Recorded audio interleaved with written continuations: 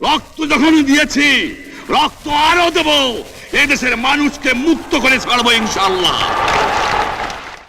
আজ বাঙালি জাতির ইতিহাসে এক গৌরবোজ্জ্বল ও তাৎপর্যপূর্ণ দিন। ঐতিহাসিক ৭ই মার্চ ১৯৭১ সালের এই দিনে ঢাকার তৎকালীন রেসকোর্স ময়দানে লাখো মানুষের সমাবেশে জাতির জনক শেখ মুজিবুর রহমান তার ঐতিহাসিক ভাষণ প্রদান করেন।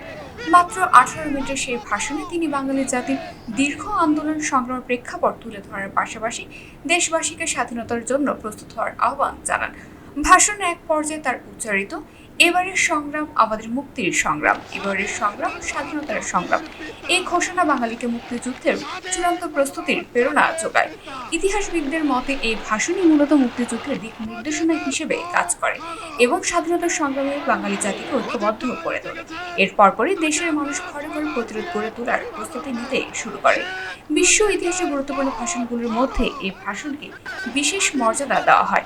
অনেক বিশ্লেষক এটিকে মার্কিন নাগরিক অধিকার আন্দোলনের নেতা মার্টিন লুথার কিং জুনিয়র এর বিখ্যাত আই হ্যাভ এ ড্রিম ভাষণের সঙ্গে তুলনা করেন। এছাড়া ৭ই মার্চের ভাষণ পৃথিবীর বহু ভাষার অনুদিত হয়েছে।